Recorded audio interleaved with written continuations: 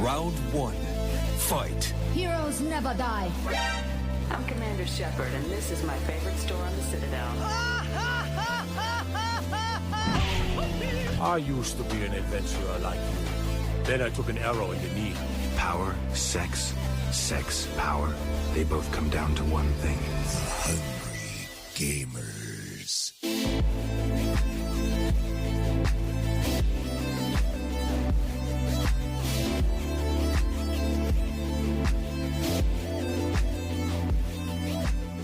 Hello, and welcome to episode 101 of The Hungry Gamers, powered by Audio-Technica and 8bit.net. I am your new leading host, the very humble Saleem the Dream here, and I am joined by my two favorite people in the whole world, the brand new formation of The Hungry Gamers going forward, Miss Ally Hart and Nato J. Guys, welcome to the New World Order. I like that we went down the wrestling route. It's just been Ass Man and now wrestling. It's going to be the wrestling thing. I was literally just about to say, can I be Hulk Hogan? But then I just remembered he's a terrible person, and no, I don't want to be Hulk Hogan in the NWO. Invade. Can I be Thunder Lips then? Why is he bad? Is it because he's like dodging taxes? Oh no, he's like a huge racist. A little bit racist? Yeah, he's a huge racist. Wow. Yeah. Okay, what about Goldberg? He's a terrible wrestler, and Oh. so, you know. What about Sting? Oh, good old Stingy boy. That's all I used to do in the games with Sting. I just used to always do And that. also, Do he's that. like based off one of my favorite movie characters ever, The Crow. So Yeah, and he had the Stinger Splash, right? yeah. I don't know anything about wrestling, but I know this. That's all I know. And Stone Cold Steve Austin is the redneck hero of 1995. Yeah. Doesn't he drink tea now? I just like to say the episode that Brendan's not here, we're talking about wrestling, and he's going to be pissed. They're like, I always want to talk about wrestling and how much money I spend on the game, but yeah. Oh wow, that sounded exactly like Brendan. He's like low key a 2K influencer now. He's He just is. like blow Yeah. out all his money. He's just not, he's not getting paid for it. He's paying them to be the 2K influencer. Yeah, I'll tell you what, that Pez runs a tight ship. Of course, Brendan isn't here, so we decided to scrap him after 100 episodes. Thank you for your service to 8-bit, Brendan. I have killed him and taken over 8-bit as per the 8-bit bylaws, which we've spoken about on occasion. Fucking Logan's Run. Yeah, he who kills the leader takes ownership of. I don't know. So it's like a Highlander thing. Highlander there can more, only yeah. be one. I'd like to think it's more like a Afro Samurai dealio where there can be, Yeah. anyone can challenge number two, but only number two can challenge. Which Challenge number interestingly, I've just appointed myself number two there. That's a bit presumptuous. I'm sure Ally might want to contest that. No, Ally? Hashtag Sam's shit. Hashtag Ally's number three. I'm actually really cut. Said you were number 2. He said a lot of Brendan last week in the conversation with you guys in the 100th episode, if you haven't heard it, Did he shadowed you so just bad. absolutely let go.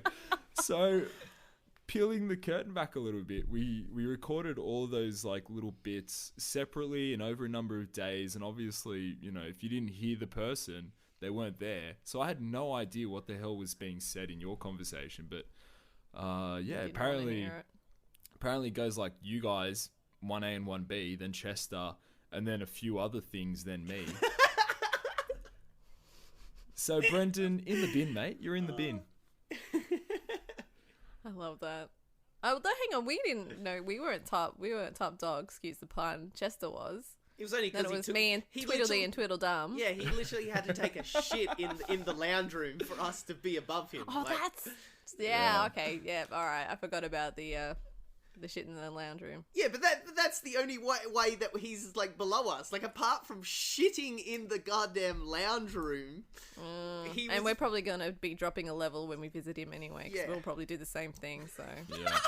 I would like to really take this opportunity to thank not only the people who joined us, but also the roasters. So we had Reset Podcast, Michael and Tegan from Reset. We had Pez. I just can I? No, wait. I just want to say huge Here we thanks. Huge thanks to those beautiful roasters from Respawn, because they said they didn't Reset. roast me. They said Reset. Sorry, Reset. Oh no. Whole bit's being And there it goes. Yeah, and I was riding the lightning so well, and now I fell off, and I'm dead.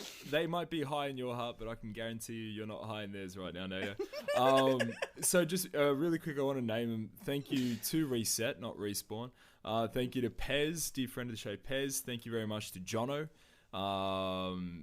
Putting in work. If you haven't heard it, go and give it a listen. And my friends, Forever Movie Boys as well. Thank you for your lovely contribution, you absolute pricks. Solid impersonation. On point. I want to put it to the crew, to you guys, rank them best to worst. Or what was your favorite one? I feel like it was hard. There was some burns in there, wasn't there? The Forever Movie Boys were just like, as I said before we started recording, for like the first 10 seconds of their bit, I literally thought it was you with them. And then I was like, oh wait, like I think they just went off tone for like 2 seconds. I'm like, oh, it's not Sam. They do a bang up job of impersonating. Oh, hey, I'm Sam, you know. See, I'm terrible at it. Why did you do Italian? I don't know. Hey, I'm a Sam. See, that's what I mean. That's how good of a job they did, because you're actually pretty hard to impersonate. I actually was listening to it and thought that it was close. It was probably pretty close. And I was so upset when I heard it, because it just occurred. Like, it was just a realization that I sound like an absolute drongo. I don't know. I really enjoyed Pez's. I thought Pez had some fire. Yeah.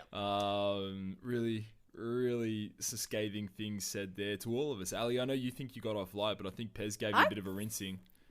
No, I feel like, well, I just mentioned, I'm like, no, like, when we're talking about the roasts earlier, I said, oh, yeah, but then Pez started making fun of the game, and then you guys were like, no, he wasn't, and I'm like, oh, that still makes sense. I obviously still don't like the game, because I thought he was making fun of it. Yeah, no, I felt like I got off light with all the roasts. Jono's was way too nice for a roast. Jono's just a sweetheart. When he's present, I can't even like swear. No, you just need to get him drunk. Like the time at PAX on the tram ride home, he was like absolutely roasting my old podcast host of one of my old podcasts, and I was like, this is a side of Jono. Like, he still didn't swear, because that boy is just like immune to swearing, but he was still, in the most non-swearing way, he was coming at them. So next time, Jono, pick up your act, have a few brewskis, Bebbies, and then start a roast. Have a couple of cruisies. Has no, anyone? Thank you. Did you have any cruisies that night, Ally? Did I have any? Yeah, Cruzy ordered a drink. I forget what's in it. I feel like it's Frangelico and something else. But Cruzy has his own concoction, which tastes great. And sorry, I thought you were talking about vodka cruises. No, yeah. Cruzy's got his own little deal there. Cruzy from It Is What It Is. Anyway, I'm sure he'll let us know. Sorry for forgetting. Anyway, guys, we're in the new era. Brendan's obviously not here, not because he's been killed, but actually because he's I don't know why he's not here. Brendan, not good enough. You need to bring a sick note in, I think, to the next podcast. Well, like, I don't want to defend old Papa Hungry. You never do. But the day that we were supposed to record, he was unavailable, so that's why he was unavailable that day. Okay. So, you know. I'm sure he'll refute this when he gets back next week. Guys, what have we been playing? It's been a little bit of a period here, which doesn't bode well for me because I've only got one game I really want to talk about.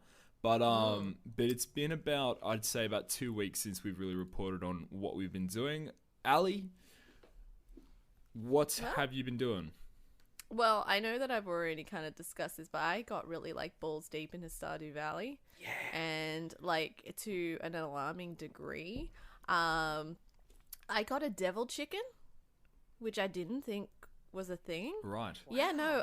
A witch came into my farm overnight and cursed an egg, and then I'm like, And then, yeah, your egg goes like, there's like an egg there and it's like black and red. And I'm like, what the fuck is this? So I had to Google it.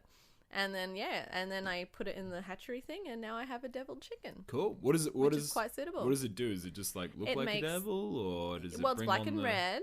It's black Uh-huh. and red. And then it makes those eggs. And then Deviled you can eggs. make, yeah, like weird mayonnaise and stuff. Not a sexual innuendo. Yeah, it's super rare. I've never got one. and oh, I'm really? sad. No. Hooray me. I was just more worried about my ducks and chickens. I was scared that they were going to get hurt. But in better news, I have courtshipped myself a man. And Yeah, we who are- did you pick? Well, I call him Fabio, but his name's Elliot. Oh, not the poetry guy. He's not a poet, he's a writer. And he lives by the no, beach. Ali, I hate. He is the only character I detest in that game. He's so up himself. Oh, Ali, Yeah, Ali, he's he's lovely. never going to be gainfully employed. All right, I can tell you that now. It's okay. I'm a hardworking woman. I've got deviled chickens, okay? I have made my way. Like, you've got no idea how good my farm is, by the way. I am like a woman living off the land. Okay. And when I'm not living off the land, I'm in the caves and I'm fucking slaying. It's great. I'm like Buffy mixed with insert famous farmer here. I don't know. You're like this girl. I was at this pub. I'll never forget this night. I was at this pub at like 3 a.m. on a Wednesday night, and I was having beers with this bloke who I was at this event with, and we're at the Piermont Bridge Hotel, which for anyone who doesn't know, it's like the shittest pub. It's like an absolute dive. It's the only thing open. It's near the casino. And these two girls are kind of sitting next to me and this guy, and we start like talking to them. We're both kind of trying to hit on these girls, and this bloke rolls in, this mid-40s bloke rolls in with a book in his hand at 3 a.m. and starts talking to like, and there's no better way to say this, but starts talking to the hot one. And it turns out his book is his own written and published poetry work. This is Elliot. Yeah. This is the person you chose, Ali. This guy, and look, to his credit though, he actually walked away with this girl, which was amazing. Different story entirely. Oh, look, I think it says more about her than him. But, Ali, this is who you've chosen. You've chosen 3 a.m. mid-40s self-publishing poet Yeah, I did. at the Piermont Bridge Hotel. I'm so, like, you don't understand how shook I am that you chose Elliot. I had no selections. I can't date the old man in the wheelchair. He's already taken. And apparently, the guy that's the blacksmith, he's already got a crush on Emily. So You I fucking chose break that Fabio. up. You break that up. That's what I did, because I can't No, remember. he got really depressing after a while. He started sending me letters like, "Can you get me some diamonds so I can give it to Emily? But don't tell Emily it's from me." And I'm like, "Creep." So I went and decided to pursue the creep that lived What by the about the doctor? lived by the beach in a shack. What about the doctor, at least, Ali? Who's the? Oh no, that bus. Oh no, he doesn't. I've passed out on my front porch a lot, so I've been charged a lot for that. Oh my God. I love this game. I'm genuinely, like, just cut of, like, you chose Ellie. Wait till 2-player, Nato. Wait till 2-player. I don't think we can play together if you're with Elliot. Well, Like, I'm not married yet. I can't find the guy where I've got to give him the necklace or something. The getting married. Oh, I don't know. I'm not helping you get married to Elliot. No, I I'm almost refuse. certain I've looked at this. If not, I'll ask Joey from Kind of Funny. She'll help No, me out. I'm gonna tell her you chose Elliot because everyone hates Elliot. So I say, fuck you all. Is two-player actually coming? It's Yeah. coming, and apparently it's soon now. yeah, Like, we next have been month waiting or for the some month time. after, I'm pretty sure. Can I played this game for all of like 10 minutes, and I played it maybe a year after it came out. So obviously this game wasn't, just a smash when it came out. And it was in our first year of podcasting, and I just remember like getting involved in like as much content as I could, and no one was talking about anything that wasn't Stardew Valley. Like everyone was raving about this game, and it made me really hate it, and so I didn't play it. And then I played it a year later, and that first little part where your grandpa's dying or whatever, and there's a fucking golden ticket or something, or it's like the writ to the place, the deed to the property, right? Yeah. Yeah. It took me 5 minutes to figure out that I got to click on the freaking deed, and I was done. Like straight away, I was like, well, "Fuck this! This is stupid." Did you ever play like farming games before though? Because I'm coming from like that Harvest Moon background. Like, But is that a a staple of like farming games to have this weird intro where you've got to click on random things in a still room, you know, like that. Anyway, that's got nothing really to do with the game. It just like irked me. I was just, I don't know. Anyway, so I anticipate mine and Elliot's wedding coming up soon. You're all invited. Please bring money because my husband has none. Oh, my soon-to-be husband has none. So please bring money. There you go. All right. Speaking of losing money, I played this thing called, now I'm not sure if I'm going to call it the right thing, which is Toriba. Now I've seen this online a lot and I had to try it. It's apparently you get to play a Japanese claw game on your phone. So it's like a real claw machine somewhere in Japan or somewhere, and you're on your phone and you're moving the claw around so you can get these toys and stuff like that. Stop shaking your head, Nato. And all the toys are little weird, little finicky things. And I thought I'd give it a go. And I'm like, I'm not going to be a sucker and drop any real money on this thing. Anyway, $10 later, I tried. Yeah, I really, really wanted it. It was a flip mirror, but it looked like bread. Sorry, wait, can we go back a step? This is a real machine in real life? Yeah. It's like your screen shows you the machine live wherever it is, and you're like pressing the controls so you can watch the claw like go and pick it up, kind of thing. And they send you this when you win. Yeah. If you win. Hi, I spent money on a terrible game. Has anyone ever won anything on a skill tester? Yeah. Yeah, on a real one, yeah. I won a DS once. Oh shit! Really? Yeah. I want I think it's on the shelf behind me, but I want a huge Pikachu. Last time like the now ex-missus was here, we went to Time Zone and the first try got a huge Pikachu. It's about like yay big, so about half the size of me. Got it in the first pick. Nice one. I think I got some kind of bear or some shit thing. It didn't last. It's a 2-man thing, or like in real life, you always need someone to look at the front and then look at the side.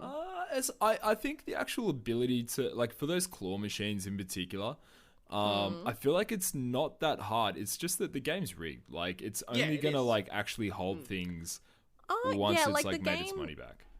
And like I understood that with this thing. Like I kind of understood like this, you can't get this on the first round. Oh, but the thing is right, is that everyone else is playing. So if you're playing and you've got your credits, and it'll let you know it's like someone's watching this.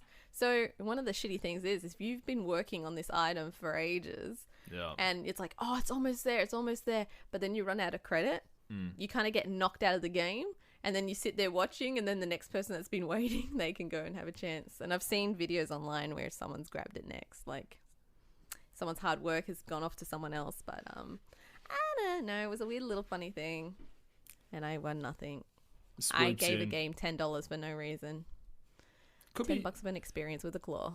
I want to really figure out if this is worse than Brendan's like deep dive in that WWE Superstars game. I mean, every time he kind of technically physically gets something out of it, I didn't. Yeah, you're gambling, really. I am gambling. You're just a dirty gambler. Yeah. I've got nothing to stand on. I wanted to try it. I did, because you get 5 free games. Oh no, you know what? I'm just going to stop selling this just so no one else goes to make this mistake. Bad. Yeah. Someone's triggered. I've got like 3 people I might actually tell this to in real life, because like they're genuine like claw junkies and they'd love it. Well, there you go. Toriba. Speaking of not wasting, but speaking of spending money, I went from $700 to $785 last week on Hearthstone. I put another $85 in. Yeah. I think I need to sit down with all 3 of you now and really have a talk to all 3 of you about spending money on microtransactions. Well, all 3 of you now. Well, you know what, man? I just wanted a mirror that looked like bread. I just wanted an unbeatable deck. And exactly, and Brendan wanted an unbeatable deck as well. I think I really genuinely have to have an intervention with the Hunger Gamers. I just want to say... I think you're getting too hungry. I just want to point out, I've been playing Hearthstone. We will starve soon if we keep spending money. That's for damn sure. But I've been playing this game since I want to say 2014. And I've gotten hundreds of hours of play out of it. Like, I feel like my money's well spent. Until they start making your cards obsolete. Yeah. Well, they've been doing that forever, and that's why I keep funneling more into it. No, the new Witchwood expansion came out. Speaking of cards becoming obsolete, we moved into the Year of the Raven, which means that the sets from 2016 are now unplayable in the standard format. It's only the cards from last year and the expansions that are coming out this year that will be playable for the remainder of the year. And with it, there was a bunch of new cards released last Friday for the Witchwood expansion. And I actually looked at these. yeah, dude, it's actually really fun. I forgot, like, every expansion's cool because you get new cards and you get just like new decks.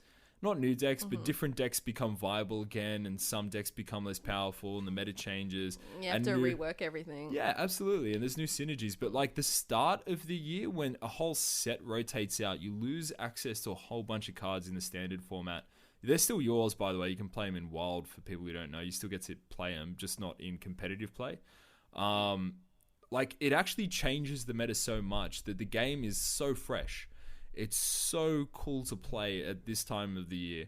And I just couldn't help it. Like, I had to just drop some coin on cards because I just wanted to play some of these new cards. And I got a couple of really cool ones. In particular, I've started building a warrior rush deck around the Rush legendary Crowley, which is like this 4/4 minion that powers up every time he kills something.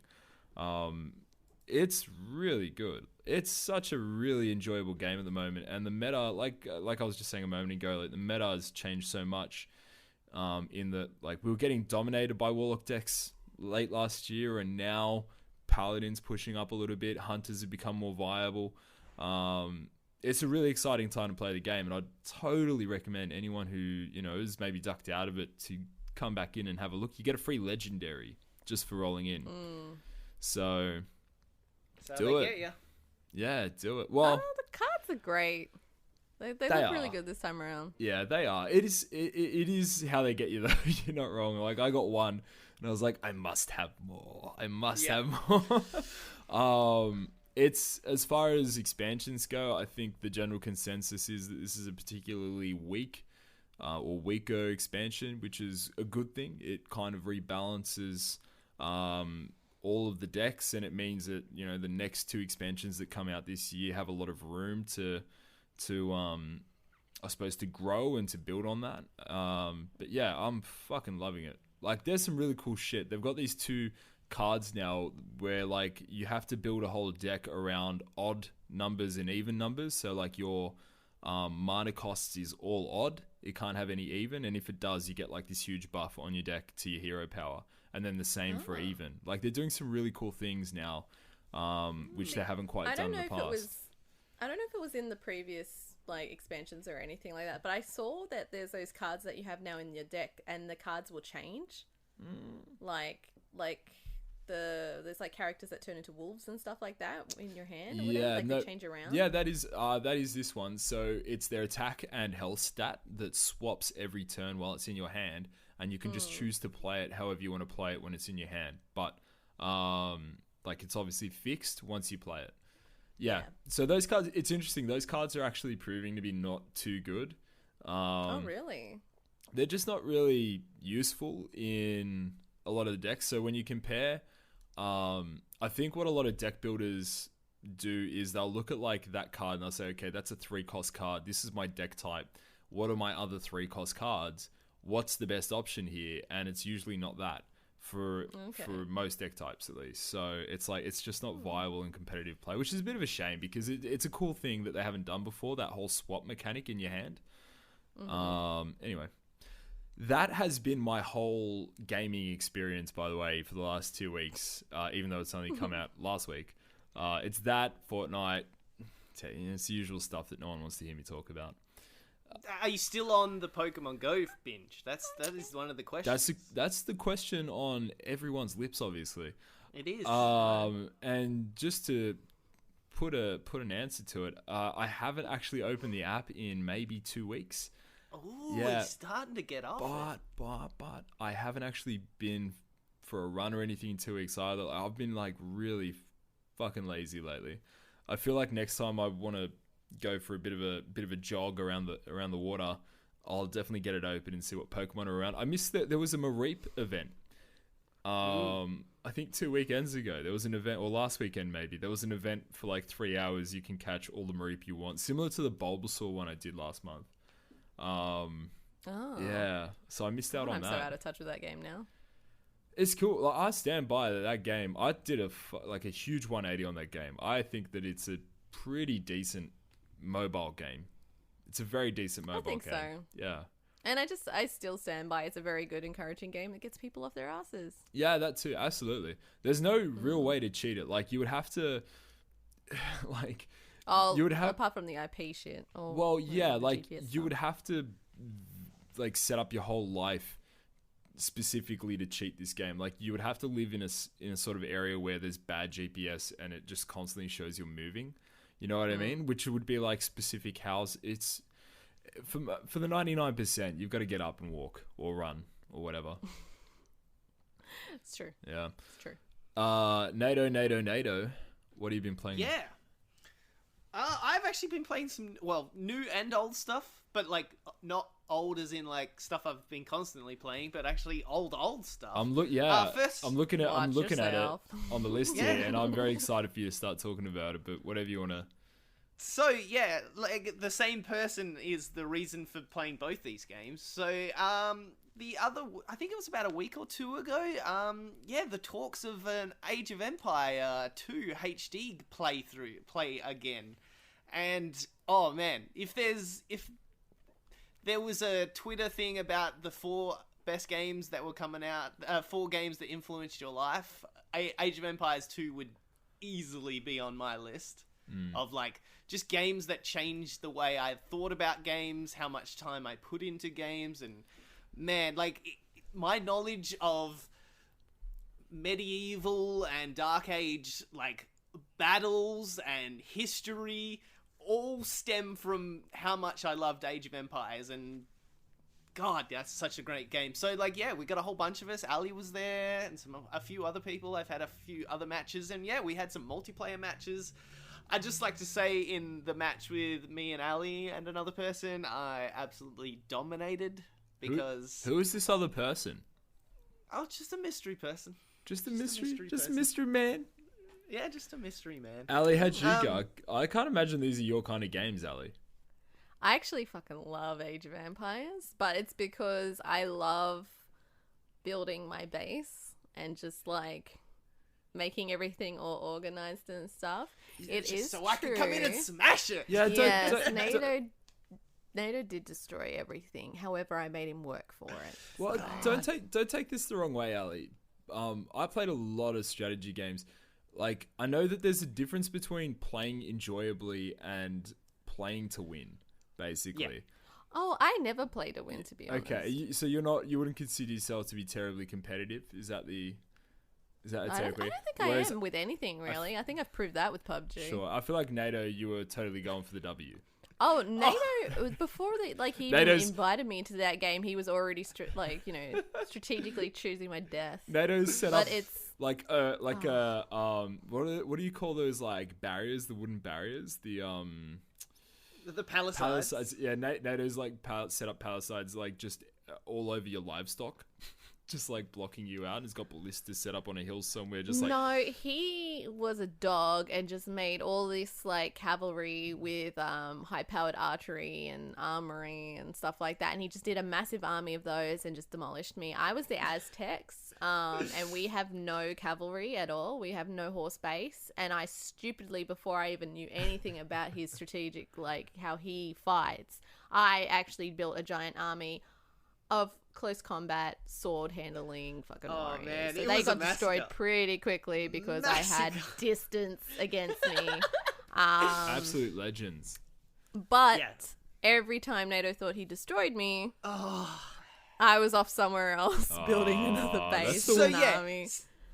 So yeah, both people I versed, literally, as soon as they saw me at their walls, build a whole bunch of transport boats, filled them with villagers, and sent them to the far ends of the map. Not even then. Not even then.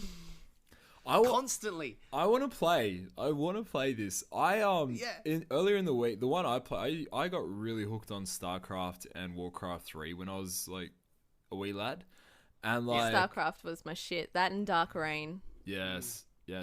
Like I was actually looking at buying Warcraft 3 and Frozen Throne again this week because I really want to play. I started messaging all of my friends I used to play with at the internet cafe like 10, 15 years ago. Like, come play Age of Empires with us, because I will. hate the craft. I hate the craft games. Like, I love the story and the lore, but I cannot play them. And you've seen how good I am at Age of Empires. And I don't know, the skill just doesn't translate between the two games. Just because you beat me doesn't mean you're good. Anyone can beat me. But I used to be good. That's what I'm telling you. Like, I was in competitions for that. Like, I didn't tell that to them until I destroyed them at the end of the game, that I used to compete in Age of Empires too. So. I would argue that there's definitely more going on in Age of Empires. Actually, I had to think about that. I was about to start like I'd say actually in the craft games, because on the combat difference is on the combat. Yeah, there's more in the craft games, but when you look at like base building and that's the difference. I'm a good base builder. So like there is like I'm gonna have some craft guy come at me because I know there's a whole like just meta of how you build your base in craft, but there's no fucking walls in that game, so it just doesn't compete in my head of how like I build a base. You build an army, you don't build a base. I snuck in your base quick. Yeah, I penetrated that wall. Yeah, but that's because I was the Khans, like the Mongolians. That's how I roll. I used to play in competitions, but when I'm a Khans, I can't build a base. I know, but right? I'm a base I know, right? What a dickhead. What a wanker. Who talks about playing competitively in video games these days, Nato? This is episode 101. This is the new order. Where was my esports when I was a 15-year-old? That's what I want to say. Can you imagine like Nato's life if AoE 2 happened now and he was 15 now? Like God. You might actually he looks 15 now. You might actually be somebody, Nato. I know. Rather than coming to slum it with you kids on this podcast. Hey, if Senran Kagura, Bon Appetit. All of a sudden, in like a single moment, we and our listeners collectively are all wondering what is going on with our lives. We're all wound up here listening to this shit. I reckon if they got past 100, they're sticking for the long yard. Oh, if you've made it past 100, you need to go to rehab. Straight up. They're probably next door to us with our fucking overspending. Yeah. God. Yeah, so that's Age of Empires. I after playing it, I genuinely want to go back and start playing through some of the campaigns. I actually really loved a lot of the campaigns, and as I said at the start, it really just unlocked something in me where I realized I loved a lot of medieval history and stuff like that, and it got me to go out and research these things in real life and learn about these things. And do you think it's your best version of yourself that was the, I want to say, regional champion of AoE 2? Yeah, let's say world champion.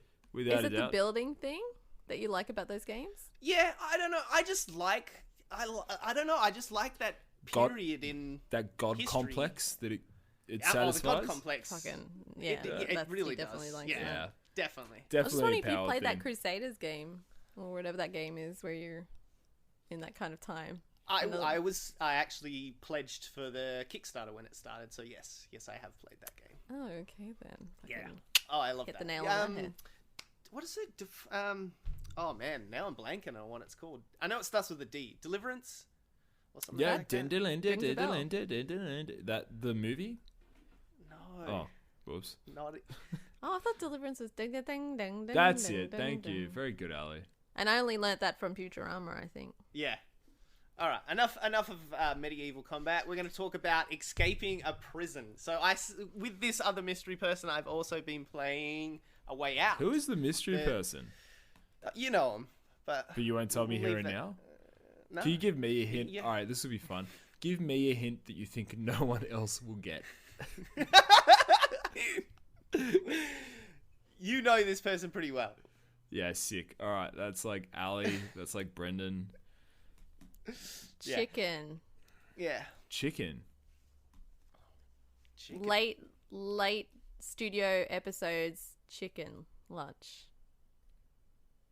Okay. All right. Let me chew on that one while Nato tells the rest of his story. Sorry. I Good bought too much. podcasting material, I bought everybody. too much beer. I spent. So, for the audio listeners, you can literally see the clogs turning in good Saleem the Dream right now. His brain is like... And also, I'd like you audio listeners to picture the scene of Homer when it like goes inside of his mind, and it is It's just a clapping chip. Yeah. Because I am literally seeing that live right now with Saleem. You know what's like All really right. fucked up is that I recognize in Ali's hint that this is a very specific moment that I just don't remember. You cancelled it out completely. I don't want to give too much away because a smart audience member might be able to get it too. Yeah. All right. So Way Out. It is the indie, but not indie because technically it's EA, but it is indie because the guy's an indie producer. But it's a multiplayer game where you escape from prison. I think it's set in like the 60s, 70s, or 80s somewhere. Now that's 30 years. 90s, 2000s. No, I don't know. It doesn't seem that late. But yeah, it's a really good game, but a really average game. Like a lot of people really love it, but I really feel like it's one of those games that like rests too much on its gimmick of being like this multiplayer game where you get to a door co-op. and it's like, yeah, like it forces scenarios where you're like, why didn't you just let one of us open? You know, we're already playing a co-op game. Like you don't need two of us to get through this door. Yeah, there was just a lot of times where it seemed like a lot of forced moments to do co-op together. Where, like, I'm shitting on it now, but it genuinely is a fucking great game and the other things about it. But it was just a lot of those moments where I'm like, did we really need to do this together just because we're playing together? Yeah. It was like, I have heard that it's a sort of jack of all trades, master of none, in that it's trying to do a whole bunch of things at once. Like, trying to be a whole range of styles of video game, I should say. Like, it really is. Like, there's a lot of problem solving. There's a bit where we're in the car. I was driving. He was on the back shooting cops. You had to kind of, like... There was this one scene when you're in the cells and you're, like, trying to dig through the wall, and one of you kind of has to rest against the bars to, like, look it up and down the halls of the prison, so just in case walking guards were coming past, and the other one's, like, cutting it away, but... you kind of don't need the other person because even if you play not locally, it still gives you split screen, so you can see on their screen anyway. Yeah, so you right. don't need them. Really? Yeah, yeah. It was weird. So That is weird, actually, especially if it's not local co-op. Is it? yeah. And if it's right, just say yes, but I'll beep out the name. Is it Benny? No. Is it Reset? What?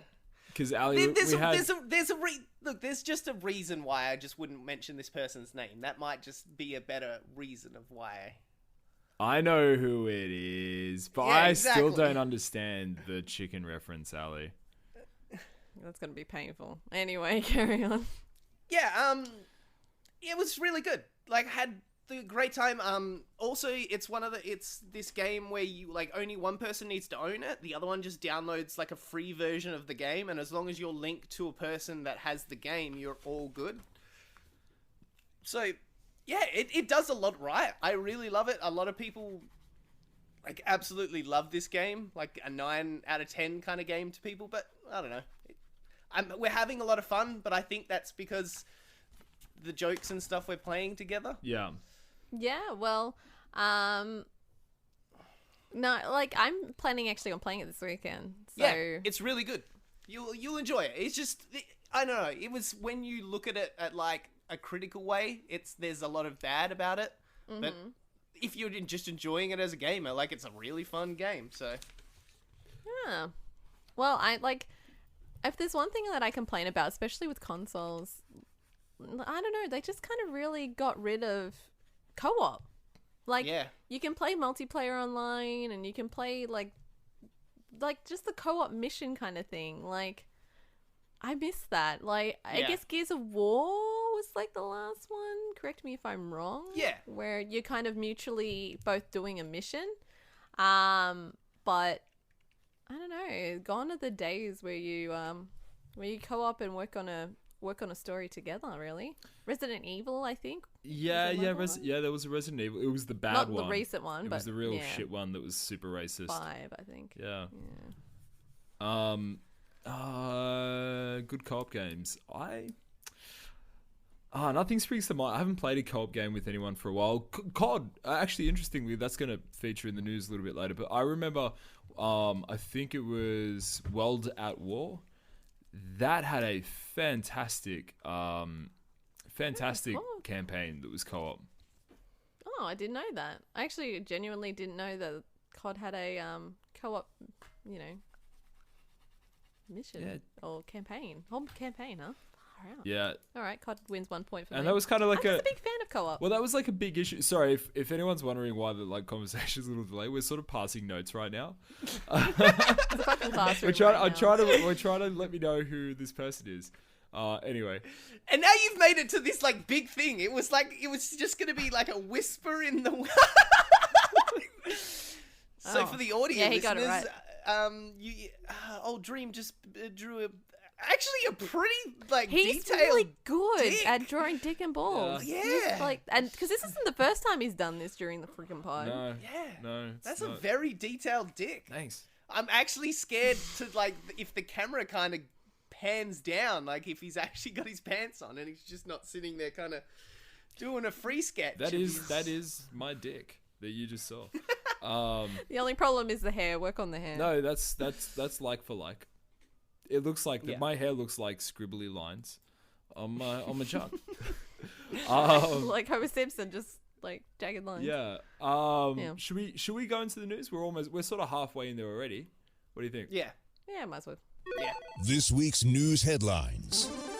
So we will kick it off with COD. So Polygon earlier this week released an article basically saying that the new Call of Duty will not be featuring a campaign mode, which is kind of devastating, I think, for a lot of people. I know the person I immediately think of now is Reese, former host of this very show, Reese, who like almost like specifically played COD games for campaign only, which always seems strange to me because everyone else plays it for the multiplayer and like the campaign's just this nice to have, but Reese only played campaign. And I totally saw that point because they were all pretty good campaigns for the most part. They were all certainly like centerpieces. Like if you think of over the years, the number of people who have featured in these campaigns, the number of sort of actors they've brought in. Kiefer, Kit Harington, even now disgraced, but probably still... Conor McGregor. What? No, Yeah. No. not him. Kevin Spacey? Thank you. Conor McGregor was in the last one. Was he? Yeah. I didn't know that. Yeah, he was one of the minions. There you go. Okay. Yeah. I've just got Conor McGregor now on a minion. I've just got Conor McGregor throwing a bloody trolley through a window in my head. And that never fails to make me smile. Like how? So there you go. There's two people that have been in COD campaigns that They are are disgraced. disgraced in society. So Like Well, I mean, 3. Kiefer's always disgracing himself some way. like that Whoa, trolley. Kiefer Sullivan? That trolley. I love Kiefer. Hey, don't get me started about my love for Kiefer Sutherland. All right, but he does disgrace himself. He Making did- alcoholic things with drugs. You know. He did fall through that Christmas tree. I remember that was on a fantastic like bit on John Oliver's show. But anyway, so back to the matter at hand. The like no one in history can probably trace millions and millions of dollars leaving their pocket like Conor McGregor could through throwing that fucking trolley through a window. Like he must watch that video and like someone pauses it right as the thing's about to make impact, and like that right there, that's the point you just lost $150 million. Sorry, that wasn't the point. You can see the point where his heart breaks. And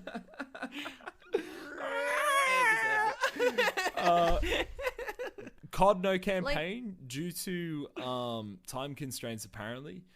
And also, I think we should probably add in here that they are also talking about, or it's rumored that they're going to have a battle royale mode, which of course they will. Why wouldn't they?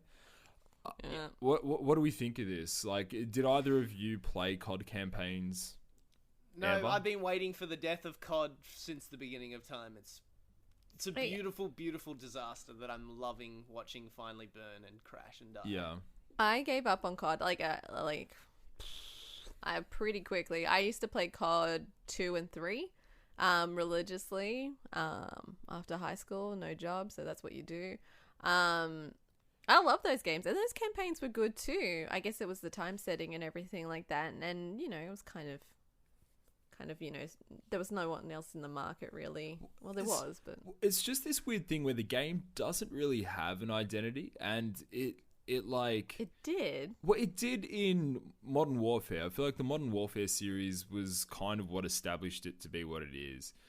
And it's since gone into like all of these crazy places like Advanced Warfare and then whatever the one in space was, Infinite Warfare. Ghosts wasn't particularly good. I think World at War was quite good. I did actually really enjoy that. But like the problem with the game is that it's never really been a huge esport card. Like it's no CS:GO, and it never will. It never will be. No, and I agree. I personally think it's gone downhill with more that they release. Well, also because now we've got people are buying it. The battle arenas now. Like the battle royale was the modes. game.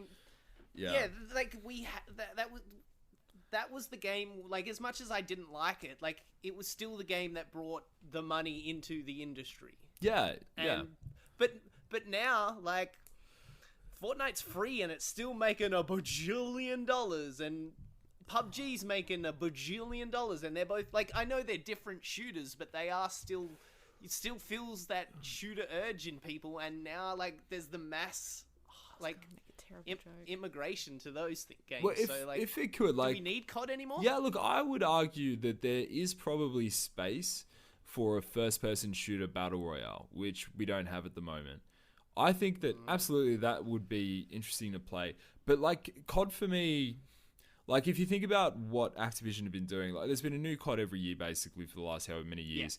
Yeah. It's very much just about money for them. It's just making money. But like the campaigns were always the best part of it. I think they were the part that gave the game the identity. It wasn't the guns, it wasn't the maps, it was always the campaigns. And to lose that just feels like a soulless COD to me, if that's actually what's going to happen. So I really hope that this isn't the case, but it's I don't know. It seems pretty likely that they'll favor the new battle royale mode given the trend at the moment for Fortnite and PUBG, and all the hype and hysteria around that. Like, it just it doesn't make me feel good at all. No, E3 is going to be nasty, isn't it? Yes, yeah. You're going to see everyone. I don't know. Like, and look, it's not a thing about battle royale games, by the way. Like, I love Fortnite, and I absolutely enjoyed playing PUBG, and I think they're fine games, but it's just that COD was not that game, but it just seems like COD's trying to not be what it was because it has no idea what the hell it is. Yeah, no, it just shows that like COD these days is just about making money. So that's why they're all like, scrap single player and put battle royale in, because that's all it is to them anymore. Like, it's not. Yeah. Like, as I said, like I know I don't like this game, but like I know they had passion at the start, and they made the game because they want to make it. But now, when you make it a yearly game, you're just literally making it for money. And I'm pretty sure they've gone on record saying like, we're gonna keep making it until we're not making money from it. I'm going to keep that in the final letter, by the way, Ali. I was watching you hold that back for like 10 seconds while Nato was making a very impassioned point. It was fantastic. It was destroying my nose. Yeah, no, Nato, you are right. Ali, that was a very cute sneeze, by the way. Nato, you're absolutely right. But I think I think no one here really likes COD. No. Like, I know. I wish we had somebody that did like it, but then I reckon they'd be more outraged. Well, look, like that's the thing. I think no one really likes COD anymore except for the absolute diehards and the tragics. But like, it was a game people used to love. And it's just really like blood from the stone now. It's really just them trying to really figure out how they can maximize, what's under the bottom line there. Is that a business term? Who did I thought COD did a campaign-based game recently, didn't they? World War II. World War II. No, Battlefield did a very serious World War One style campaign. They did the big one. Yeah, they did the big, but then COD of Duty, COD. Yeah, COD World War or II. Call of Duty as it's known. World War II, it had a great campaign. They actually released that recent one, and that was a great campaign. So why are they getting rid of? Yeah, well, time constraints apparently, Ali. Time constraints. Take it up with Mr. Activision. Cocksmoker. They would have just looked at their numbers and they're like, the campaign doesn't make us money, even though people like it, and we know this series is eventually going to die off, so let's milk the last of it. Like, I genuinely do feel bad for people that like COD is their game, because like, I don't. No, hold on. I don't feel bad for anyone who still hangs on to COD. I think there's been enough good games. Yeah, since. I know, but I don't want the same thing to happen to like Pokemon or something like that I hold so dear to me. My god! Like, I know. What world are you living in that you don't think that Nintendo and Game Freaks have been cashing in on the smash hit of 1997? Are you kidding? Yeah, You're kidding yourself if you don't think that they've done the exact same thing with Pokemon. Yeah, but they changed the format completely with Sun and Moon, with how like the game plays and stuff like that. 18 what do you do in Sun and Moon? They don't 18 years later. 18 years later, they changed the format. They've been changing stuff here and there, but they changed the maps.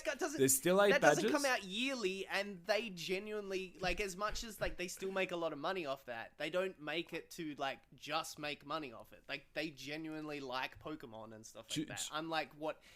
Like, if Pokemon Switch gets announced and it has like, oh no, we're scrapping the campaign in it and we're putting a battle royale, that would be the equation of like what's happening with COD. Do you remember Saleem's quick quizzes, Nato? Yes. Well, you're about to hit me with them. I want you to tell me what game this is. You're a Pokemon trainer. You have to get 8 gym badges, catch them all, and beat the Pokemon League. Which Pokemon game am I talking about? All of them except for the last. Exactly. They have been fucking cashing in on the exact same game for like 20 years, dude. You cannot say that they have not been doing the same thing COD have been trying to do in the last 10. Not really, absolutely. They don't release it yearly. No, they put time and effort into making a game. This is like, That's this what I is mean. Like, pre like AAA, world that we live in now. Like, this is, and like Pokemon, I guarantee you Pokemon has made 100 times more money than any COD game ever would. Like, any COD franchise ever could. Like, they have been cashing in on this since Pikachu sparked his rosy little red cheeks on whatever TV Tokyo station it was. TV Tokyo, I think it was. I don't know. Yeah, it was TV Tokyo. And you know what? I'm happy for it. Like, Pokemon, fuck it. Fine. Keep going. Make 1,000 more games. I love them. COD? Could you imagine if Call of Duty and Pokemon so joined forces? Why would you wish this hell upon me? Next. It'd be great. Snorlax would have a gun. Fun bit of trivia, actually. There are a couple of episodes of Pokemon that were banned in the States and in the West, and one of them involved use of a gun. Yep. Yeah. Oh, I didn't know that one. Yeah, true story. Yeah, I knew about the seizure one, and I knew about the James had tits. Yep, James had tits was one. But then there was one where, like, Team Rocket had guns, and they were actually pointing them at Ash or something. They were pointing them menacingly. There was also another one where it was a Pokemon Ranger that had, like, a rifle, and they got rid of that that episode as well. Oh!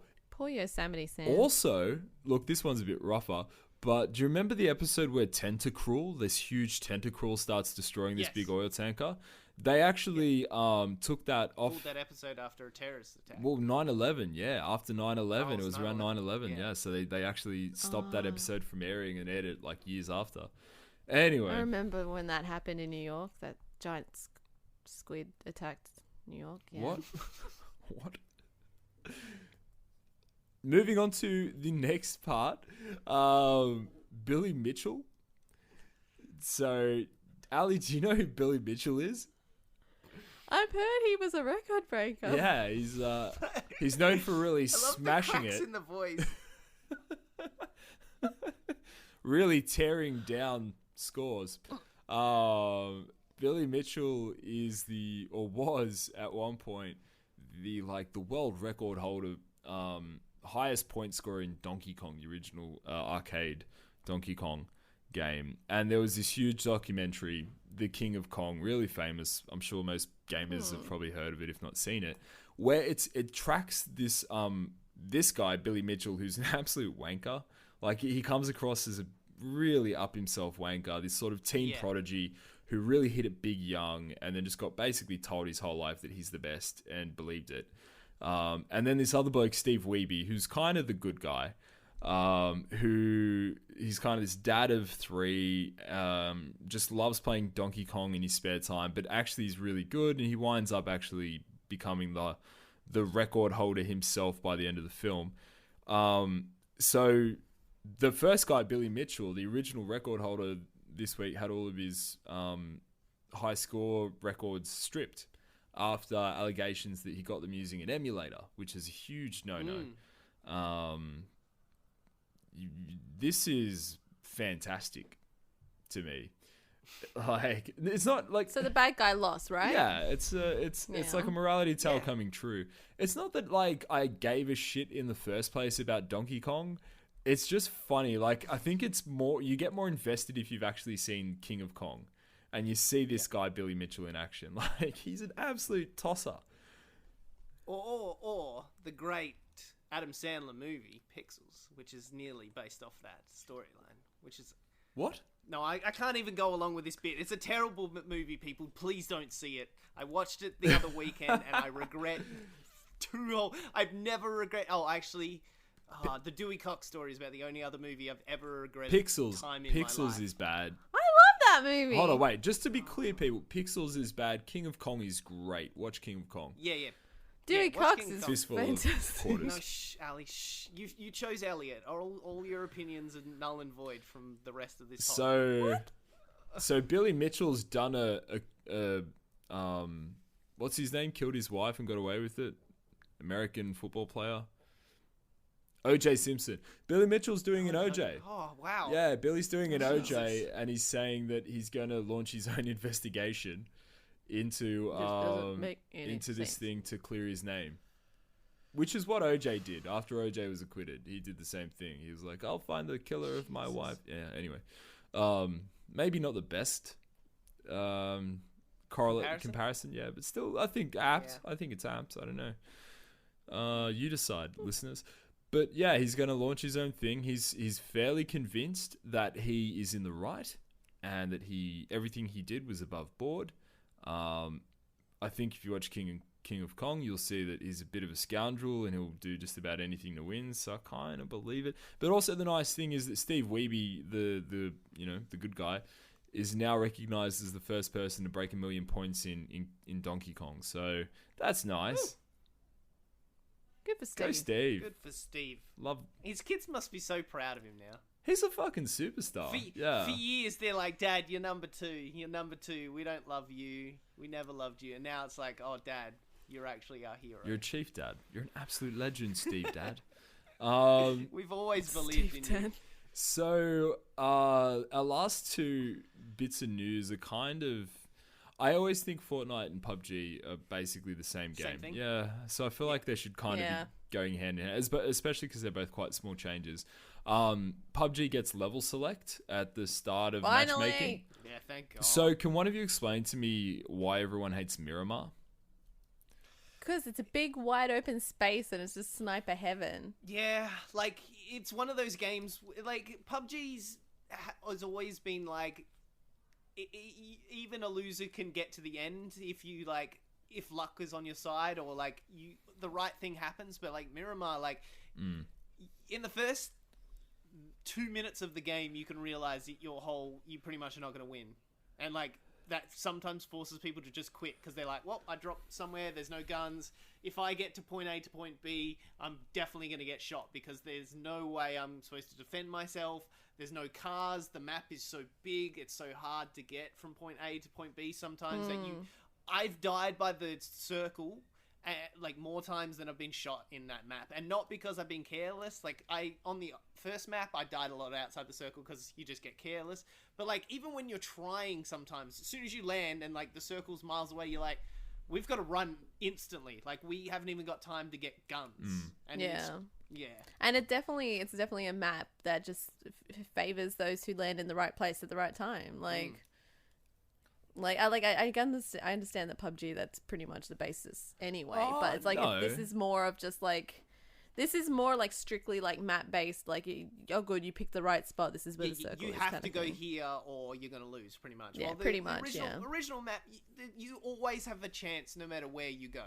You have a better chance in some spots, but you always have a chance to, at least if you play the game right, get to the top 10 if you land anywhere on the first map. Right. The other half of this news, Fortnite, 2 weeks after introducing the guided missile, are actually stripping it out of the game. They're putting it back in the vault. They're not. It's not going to be available anymore. Thank God. Did either of you play Fortnite when in the last 2 weeks with the guided missile? Can I basically explain the way this worked and why it was not the best? Yes. Obviously, is what it is. Hashtag is what it is. Let's give it a listen. It is what it is. But yeah, guided missile, you would fire it and then you would take control of the missile. So your player would be stationary. You could drop the missile at any time, but basically you would guide it into where you need to go. Particularly handy in that you, for free, in a way, get to scout, basically. So obviously in these games, that's huge. You're getting a lot of information, but also what would typically happen when you get down to your kind of final few is it in Fortnite, because you can build, it became this like, I'll stay on my side, you stay on your side, let's build up and just shoot missiles at each other, and you just be trying to break down each other's little towers, basically, which is not the most enjoyable way to win the game, and it's also not the most skillful way to win the game. And so after a lot of feedback, Epic basically just said, no worries, we'll take it out, and maybe they'll rework it and reintroduce it later on. They haven't quite said, but they have taken it out of the game, which fucking brilliant. Because there was a huge Kotaku article today as well about like a whole bunch of the community complaining about their overstuffing Fortnite at the moment. Like they're putting too many guns in for how many slots you can only hold, and it's just like, there's just too many weapons now. It's like, it's so hard to build a meta with so many weapons and stuff like that. There's a huge, it's a huge article. I'm pretty sure, when did it come out? Yeah, this morning. If you want to go look at it there, where they're talking to a lot of the top tier players in the community and stuff like that. And a lot of them are going like, like work on your core weapons before you start building a bajillion weapons. I don't think look, I'm you could barely call me a recreational Fortnite player. Like I don't play competitively, so I got no fucking idea about the meta. But it doesn't seem to me that there's a balancing issue with the weapons available aside from the guided missile. Like the guided missile is just this bazookas in general, like the RPGs in general. It's just that once you have that, you definitely have an advantage in a way that the other weapons don't quite give you. Like even the sniper doesn't quite give you that advantage, because as the circle closes in, you lose your positioning on the map and you've got to go down and basically go toe to toe with everyone, just like, like everyone else. But when you've got that RPG, like you can from anywhere, that's a great weapon. And it's just so much damage. So the fact that you can like aim it as well, you can get information as well. That was too much. That said, they've got an explosives mode, which I was playing duos with my ugly other half, cousin Matthew, and that is so much fun. Like you have to give that a try if you haven't already. There's one last little bit of news. Nate, I'll let you take the lead on this one. Your favorite game. It's getting they did a big talk recently. You're saying where the roadmaps. Yeah, because I think it was about 2-3 weeks ago they released a big like, here's the problems that the community's been talking about, and here's all of our like what we're going to be doing with all of them. And then one of them was the biggest pretty much gripe anyone has with this game is like, it's pretty empty in content wise. Sea of Thieves, by the way, this is what we're talking about. Oh, So I thought you said no. in my mind you'd already said Yeah, you it. jumped in. Oh, yeah, sorry, Sea of Thieves. Yeah. They to their credit, this has pretty much been one of the best games I've seen in this new genre of like mini MMOs. I don't think you'd call them like Destiny and Division and Anthem when it comes out, and Sea of Thieves where it's like it's big open world multiplayer, but it's not massive multiplayer like a WoW or a insert GTA. copy of WoW game.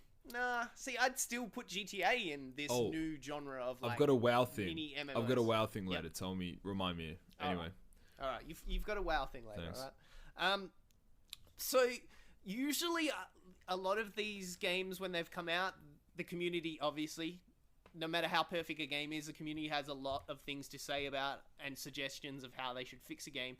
And the Sea of Thieves devs have been probably one of the best ones I've seen in comparison to GTA and Destiny and Division, where a lot of them have taken a lot of time to even not fix the problem, but even address that, like, hey, we hear you, and like, here's the problems, because like a lot of them just say, yep, we know, and then that's the end of the thing. But 3 weeks ago they did like a huge like, this is the top 20 things you guys have problems with, here's what we're doing. And like 2 of them they'd already solved within that week, where it's like when you killed a ship it would spawn at the closest outpost to you guys, and when you were doing like one of the forts, when you were trying to contest that spot, it would nearly take a minute for that ship to come back after you destroyed them, and it would just be this endless loop. And now they introduce instantly that like as soon as you kill someone, they go to an even further one, and then you kill them again, they go to another further one. So they've already addressed that. But then the second thing they were like, where everyone's complaining, is the content. But like, there's only the 3 factions you do. It's a long grind to Pirate Legend, and it's like, what else do we do? There's only one enemy with different variants on it. And they're like, all right, next week we'll show you our whole content map for this week, for this year. And I was like, what? Like, the way we got content map for Destiny was through leaks and pictures of boardrooms and stuff like that. Division didn't give us one until nearly 6 or so months down the track. And Sea of Thieves is like a month later, and they're showing us the whole thing. So I think it was last week they came out, did a huge video on YouTube. They're like, yep, here's what we're doing. So the first up is their first content one is dropping next month. It's going to be the Hungering Deep. It's going to have a whole bunch of new AI enemies, going to have a whole bunch new threats. And a Kraken. It's going to have a Kraken. It's already got a It's Kraken going to in the have game, bigger so... Kraken. His name's going to be Bilo. Well, I think, no, a lot of people think it's going to be sharks. Like big, like... Oh, like a sharks. megalodon. Yeah, like a megalodon or something like that. But yeah, the way they talk in that video, it's easy to go on YouTube, onto the Sea of Thieves website. They talk about it extensively. I'm only going to sum up stuff here. They said the new enemy, the big enemy they're going to introduce is in the title, so it's definitely going to be some sea creature that they're going to think. But apparently there's going to be a whole bunch of new AI enemies as well, so maybe some new boats, like maybe like Royal Navy boats come fighting you and stuff like that. That's coming out next month, and then straight after that, the next month after that, they have another big content drop. I think that is called the Forsaken Shores. They're going to introduce a whole more part of the map, a new part of the map, a whole bunch of new more AI enemies, new customizations, new ways to play. They said giving players new ways to play, giving players a variety of goals and rewards, enriching the world. They in the video they even talked about like a certain island you can jump into the middle of, and you can go into like underwater caves and that, and they're like, we love that people have been exploring them, and we want to reward you for these. So now, like, they're probably going to put new ways of getting things for exploring the map, and yeah, and I think there's one straight after that. So we're getting like 3 months worth of big content patches, and then I think in our summer for Australia, they're dropping another 3 big content patches as well. They haven't named those ones, but we're getting all of them for free. That's the big That news. is good news. Yeah, so that was the big thing they talked about. They don't want to segment this the population like they do in Destiny, where like if you've got the new content and your friends don't, you can't. There was points that you couldn't even go in the same PvP matches together. Yeah. On Destiny, Yeah. which was really, really shit. And even gating off some of the content that you could do in the previous expansion got moved to the new expansion, and then you couldn't do it anymore. And it was like, yeah, not that good. So, yeah, they're giving all of this to us for free. They are introducing microtransactions in the next update, though, but that's going to be for cosmetics only. So, yeah, they got to make money somehow. Like, I'll still... Yeah. Like, for any game that's constantly... They've got to look after servers and put new content in. They've got to make money somehow, so... Yeah. It's true. I don't know. I'm fine with I cosmetic. agree with that. Yeah. You know. Especially if I'm getting big DLC patches with new enemies, new maps, new content, new everything for free. It's going to be... it's going to be good. By the way, if the new boss is a giant fucking megalodon, like a giant freaking shark, I'm not playing the game again. I'm sorry. No. Too scared? Yeah, the concept of a megalodon scares the shit out of me. Okay, well, I guess on that note, we'll wrap up the news there, Ali. I don't want to deep dive that and give you nightmares tonight, Ali. just one Of a thing. megalodon shark, a non-terrestrial, probably extinct animal. Yeah. No, no one knows what is down and deep in that Whoa, ocean. whoa, Good yeah, point. on that point, Good point. have anyone seen the new trailer for that new shark movie with Jason Statham? It's like, it's supposed to be, a new megalodon that they discover at the bottom of the ocean, and it looks like a terrible D-list movie, but it has, like, Jason in it, and the quality of the trailer looked like hey, this is a AAA movie. And I'm like, no fucking way. I haven't heard that, no. But on the note of movies, really quickly, I just want to say Infinity War comes out next week. This week, if you're hearing this on you're hearing this on Monday the 23rd of April, or at least that's when this is releasing. Yeah, Infinity Wars drops on the 25th. So go check that out for show, and be sure to check out brother or sister podcast of this lovely network, or within this network, Forever Movie Boys, who do a fantastic job. They were the pricks who gave us an absolute roasting last year. Roasted me more than anyone. It was an absolute character assassination. They called frankly. me a boy. They did call you a boy as well, which I thought was a bit unnice. You are a boy. I call myself a boy all the Yeah, you're a time. That's what I mean. boy. Those roasts were like just... The movie's called The You know Meg what? as well. The new shark movie with Jason Statham. So go see that when it comes out in the pictures. The Before Meg. we go to the next segment, the only burn that hurt me was that I should feel bad about playing an Agatha Christie game. That was Reset. great. That was great. That was like a level of detail that it's just impressive. Like, they listen when they've got that dirt yeah. on you. Dirt? Yeah. You heard us. Hey guys, iTunes review of the week. iTunes Review of the Week. You like the way I threw that in there? Intro that little one? Forget asking you for permission. It scared me. I got like tingles of like, whew, Sick of asking for permission to read things out here. This isn't a democracy. Okay, so this week's iTunes review of the week comes to us from Dying Rum Pirate, which has to be one of your friends, Nato. Has to be a Sea of Thieves Has fan. to be. That's all I have to say. Straight away, I give Dying Rum Pirate 5 stars for great choice in name. Dying Rum Pirate gives us 5 stars. Damn, this podcast is Moorish. Dying Rum Pirate, I can't not say the name now. Dying Rum Pirate. Dying Rum Pirate goes on to say, been listening for a few months now. Can't get enough of this meal you've served my ears. Keep up that good work. And again, 5 stars. Dying Rum Pirate, thank you very much for the review this week. I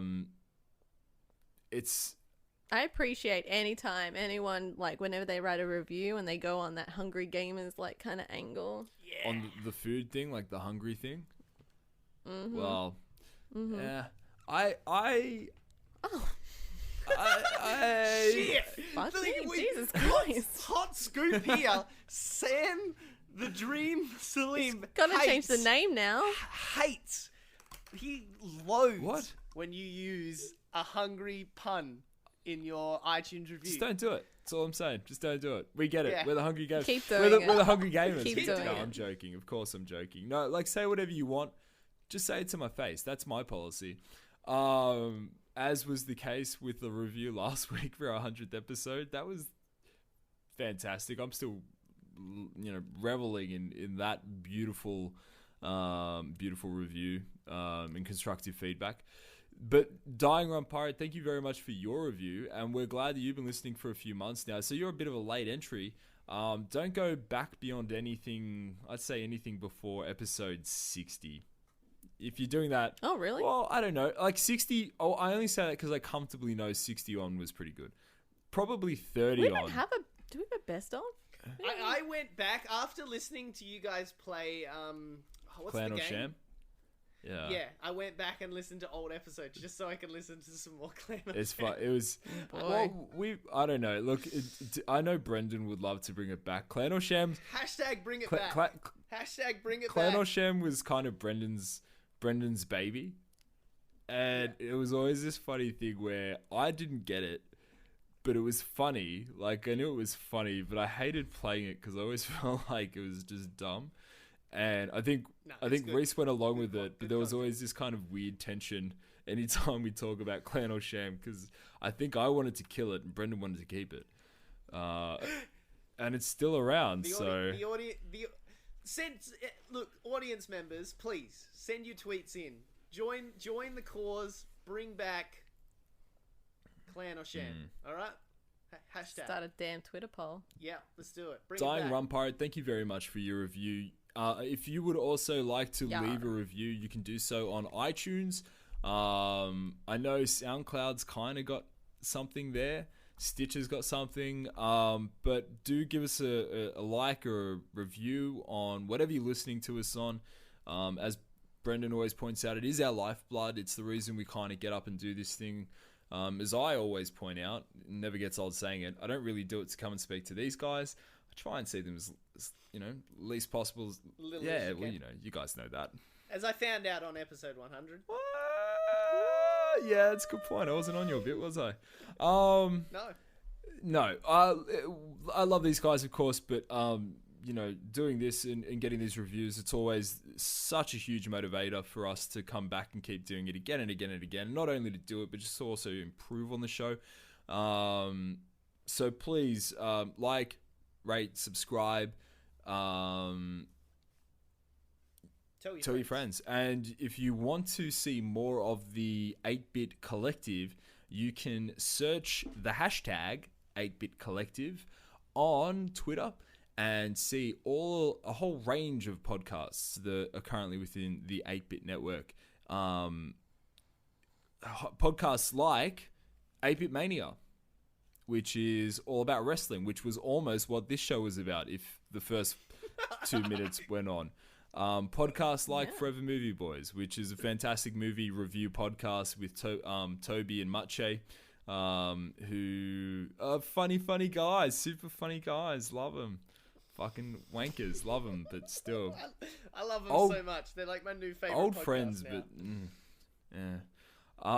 So anyway, go to 8bit.net as well to get more on that. Plugs? We plugging? What are you guys plugging? What are we plugging? We're plugging stuff, are we? I want to kind of give a shout out to our Designed by Humans store, which you can find if you search We Are 8-Bit.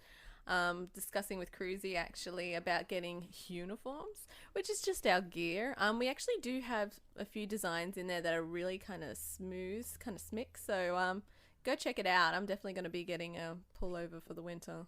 Where's my button-up shirt? That's all I want to say. Freaking button-up shirt.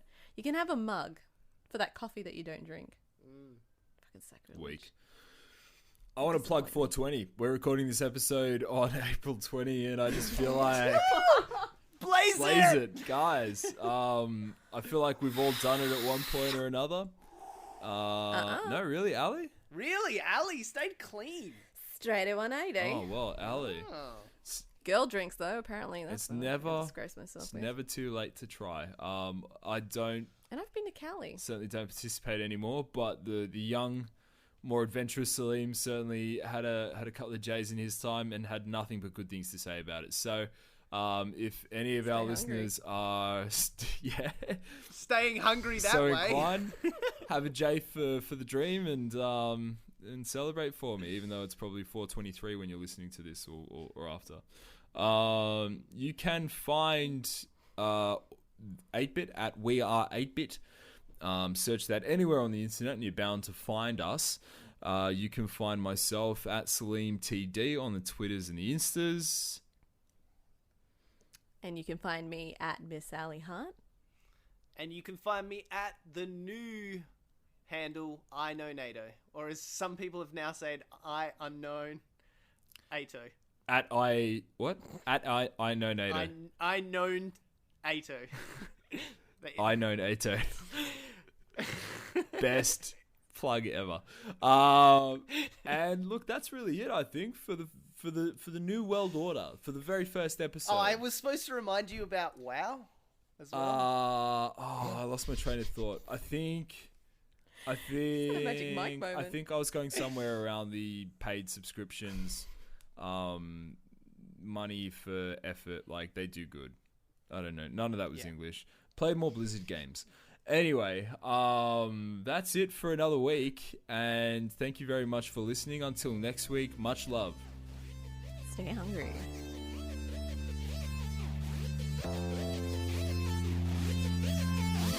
You've been listening to The Hungry Gamers, one of many gaming and geek culture related podcasts from the 8-Bit Collective over on 8bit.net. Check out more episodes on your podcast service of choice. And while you're there, please be sure to rate and subscribe.